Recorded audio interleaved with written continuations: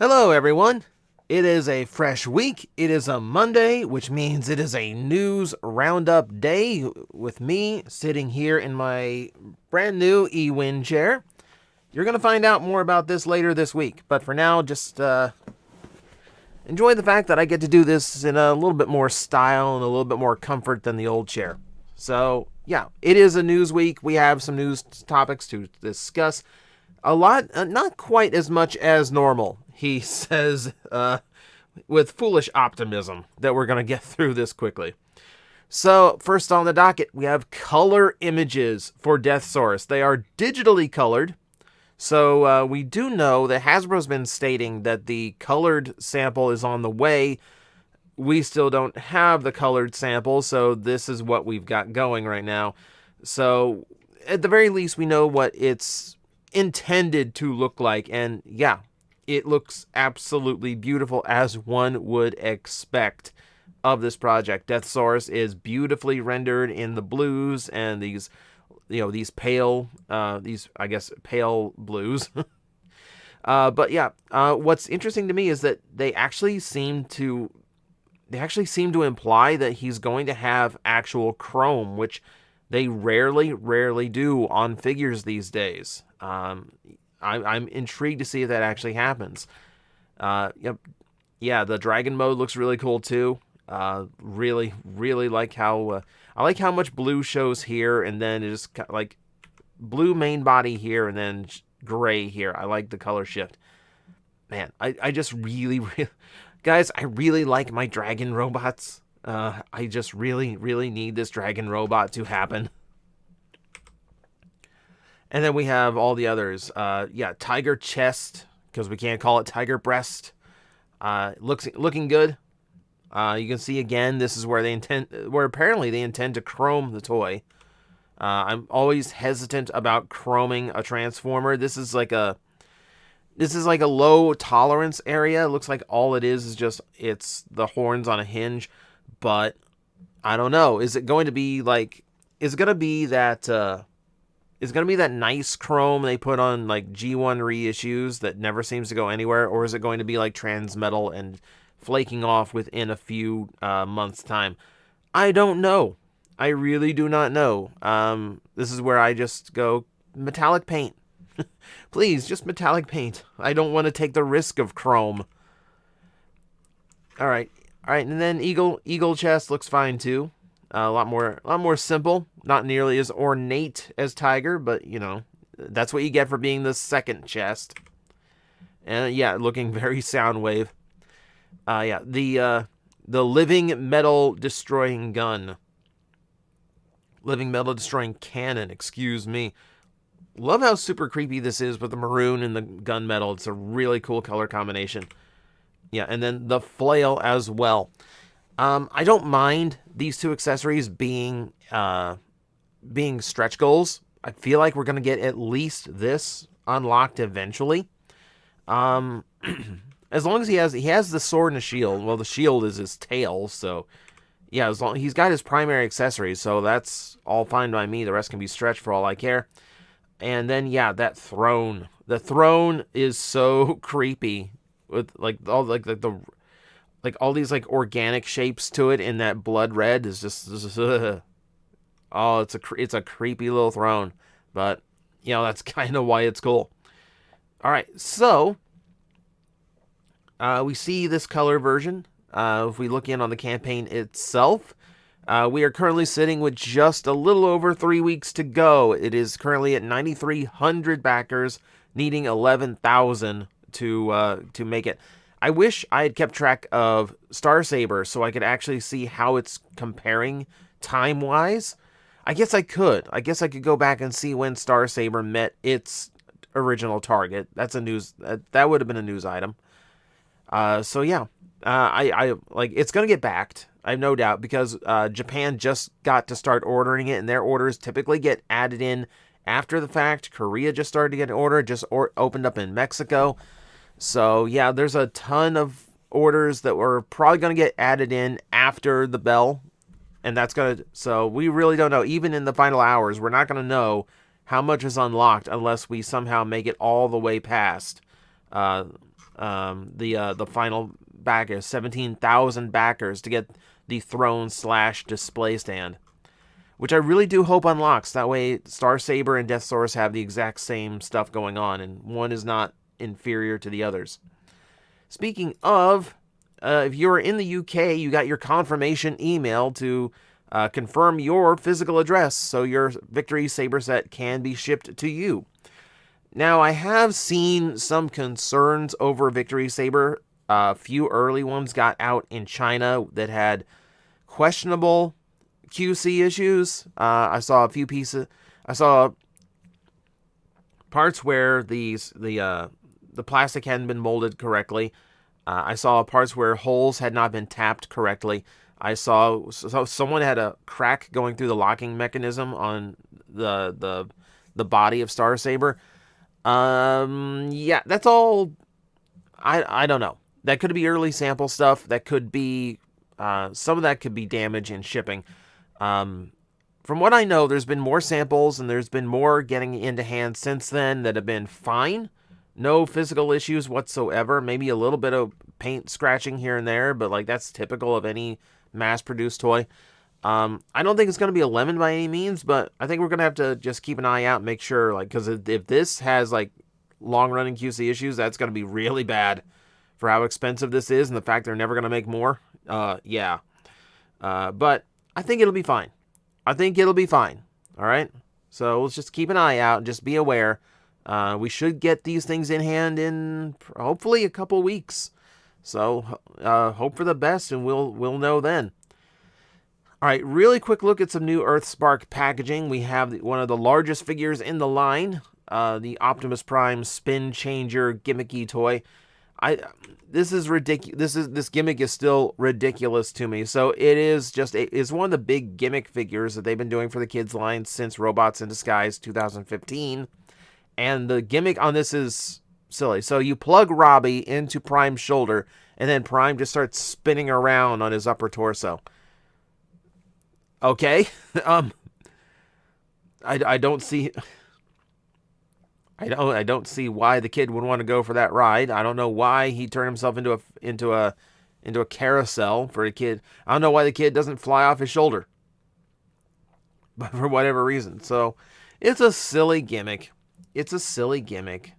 But we are seeing that for at least EarthSpark, the largest figures don't have a completely sealed box like they do for Generations. So that's something. It's a little bit of something. You know, it's gonna be you know, for kids, it's gonna be a fun little gimmicky figure. I'm not gonna judge it too harshly here. I've gotten some of those big gimmicky figures. Some of them can actually be decent and fun. So who am I to complain? I just still really like the packaging on this series. Speaking of, we have the shots for the deluxe packaging, and it is definitely taking design cues from the current generation toys. So no big surprises here as far as the overall style and design of it. It looks really, really good. It looks really, really... I love how different it looks than Studio Series or Generations right now. It looks so good. What's interesting is that we'll go through some of the stock photos. Bumblebee here, you know, he gets one arm on the Mandroid. The vehicle mode looks very much like it does in the show. I was worried that this weird vehicle shape, this weird car shape he's got going on was going to be like a sacrifice that the toy had to make in order to get the robot mode right or something, in order to get these details right. But no, that's just how he looks in the show. That's entirely accurate. So, okay, fair play. Megatron as well, with the Ghost logo in the corner with a little Decepticon symbol. So still playing the good guy here. Again, looks wonderful. I'm really looking forward to this one. And then, yeah, Shockwave. Just a repaint. Shockwave's just a repaint from the previous line. Interestingly enough, slight spoiler for the show, it looks like Mandroid might get his hands, or at least his arm, on one of Swindle's arms. Could be mistaken. Could be from another bot. Might not be Swindle's. Actually, looking at that, it might actually be Nova Storm's. Yeah, I'd have to go back and look at the arms more accurately. I think it's Nova Storms because it's got the Seeker gun on the side. Yeah, it's part of Wave 2 that's going to have Mandroid's other components. Twitch looking fantastic. I really need Twitch's figure. I've like fallen in love with that character so fast. So the fun part about this, and I don't have a zoom in ready, we have Wave 2 revealed by accident, which is not only going to include uh, a new character, Nightshade, but also Grimlock. We have not seen hide nor hair of Grimlock in the show or any listings. And his art on the back definitely looks a little bit different than the others, so we're not even sure if he's going to be a show character. This might just be like a 2015 Grimlock repaint or something. We don't know. This is totally out of left field, but at least we get a little bit of confirmation. We got a new Grimlock on the way. All right, so let's see. Let's move on from that. Could be actually, yeah, it just could be like the deluxe Grimlock with like a more like G1 slant to it. Okay. Yeah, it could be the Cyberverse Grimlock repainted too. I can see them doing a lot of repaints. All right. Let's move on to a little bit of business news out of Hasbro. It looks like they're going to sell off the non-brand aspect of E1, which is their production studio that they spent millions on and then basically didn't do anything with. So it's interesting. So, in support of this recently announced Blueprint 2.0 strategy, plans to significantly increase strategic investments in key brands with a focus on gaming, direct-to-consumer, franchise branding, licensing. Priority brands for investments include Peppa Pig, Transformers, Dungeons & Dragons, Magic the Gathering, My Little Pony, Power Rangers, Play-Doh, and the iconic portfolio board games, including Monopoly and Clue. So basically all of the biggest brands that Hasbro has, those are the ones they are personally focusing on. We've seen this before with things like Micro Machines getting relegated to a licensed toy line that another toy company produces. So Hasbro themselves are going to focus only on the biggest brands and let smaller toy companies handle some of their less important brands, which is a little bit concerning. But also, like, it should strengthen those core brands a lot. And it seems like it's going for the E1 Entertainment. Anything that didn't focus on that array of anything, that is all getting sold off. So basically, they took in all these different aspects for E1, and now they're just going, okay, we went too far. We don't need all this. We don't need all this. Thin it down, thin it down, thin it down. I'm starting to see E1 as another Hasbro venture that is supposed to expand the brand, but ultimately doesn't really accomplish anything. We saw this with the Hub. They had their own TV network, and that failed. Hasbro Gaming failed. And now we have E1, which does not look like it's doing a whole lot. But we'll see. We will see how that goes. Hopefully it turns out, because they need something to produce Power Ranger episodes with. We'll see. All right. Not a lot of in-hand stuff this week, but we did get to see what Needle Nose looks like out of packaging, and Needle Nose looks pretty good. Basically a very articulated version of the original G1 toy. No real twists or surprises to it. From the description, it sounds like the transformation is pretty simple, nothing too complicated. But then again, it was never complicated to begin with. I still love that one of the Target Masters just comes with a gun molded in. The gun has a gun. But yeah, I still really like how the Target Masters got to be included in the packaging, because that's so much of what... It's so much of what Needle Nose is, and like putting it next to Spinister really just kind of makes me go, Spinister, why'd I have to buy your gun separately? Yeah, but it just looks right. Where's the shot of the vehicle? Where's the vehicle mode shot here? I think this is the only shot I got on the underside, where we kind of get to see like how it collapses around as a in vehicle mode. And you can see the head tucks away. I'm not sure where the arms went. They're probably inside the legs somewhere if they're hollowed out. And then like the feet form the rear thruster. So it's pretty simple. it's gonna be a Transformer that wears his vehicle on his back. But hey, that's what the original was. So they're not really reinventing the wheel on Needle Nose, but that might not be a problem. So we'll see him soon. All right, Robosen. Back to super expensive figures. They've shown off the prizes for their Strike Gold sweepstake, where you can win either this lovely gold rendition of their self-transforming Optimus Prime, which, okay, that's definitely looks like a trophy. Looks like a prize to me. It kind of throws back to, like, classic Lucky Draw style Transformers. And then one lucky person is going to get a Peter Cullen autographed Robosen. And I do appreciate that it's a spot where, I can appreciate it's a spot where it doesn't interfere with anything, because it's just like the head flap. But also, like, if I have like this super expensive Transformer signed by Peter Cullen, I kind of want to show it in robot mode. But apparently, from what I've read, this thing does not have a like standby robot mode. Like, when you see this thing standing up and still like this, from the reviews I've seen, this is a still active figure. Like, this is still turned on, and like the servos are still like functional and holding their positions. So once the toy is depowered, all this comes crumbling down. You basically have to store it in the vehicle mode, which is a shame. But display your prize carefully. I don't know. If you're interested in it, it's a way of getting a $700 to $1,000 figure for free, so why not? All right. Speaking of super expensive Transformer items, Prime 1 Studio showed off a few new things they're coming out with, one of which is dubbed Megatron Overlord. And it's one of those statue projects that's hyper detailed design of a classic character. And it's a little bit shadowed here, but yeah, it's an incredibly imposing Megatron. He's got these big tank tread cape things going on, fusion cannon looking really like especially twisted.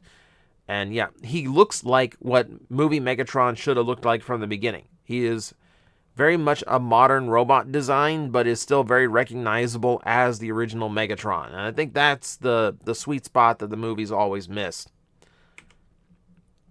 But yeah, it is a super impressive piece. And you also see, like, new to Megatron, a big chainsaw sickle weapon. That's a little different.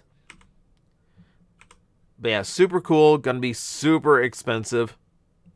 Gonna be super expensive when it comes out. Speaking of expensive, look at this. Look at how big it is compared to this woman, who we do not know the size of and thus cannot really accurately recreate. This is an absolutely massive statue, like one of the biggest statue pieces I've ever seen for a Transformer. So this is being stylized and promoted as, and you see all the individual parts it takes. This apparently has more parts than any statue they've ever produced. It is one of the most complex designs they've ever made. So this is being billed as a Power Master Optimus Prime, like just a super, super stylized version, or almost like a movieverse version of Power Master Optimus Prime. You can see there is some of that Jetwing Optimus in him. And still a little, and yeah, there's still a little bit from the original Power Master as well. Like the double barrel cannons off the shoulder are a big indication of that.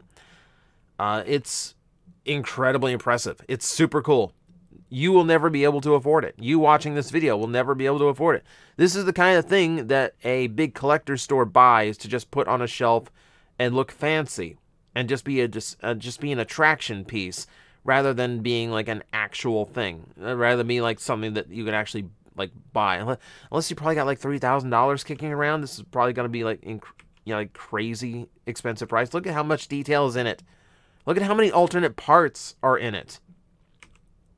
That's what stunned me, is like how many different pieces, how many different wings. You get multiple wing options.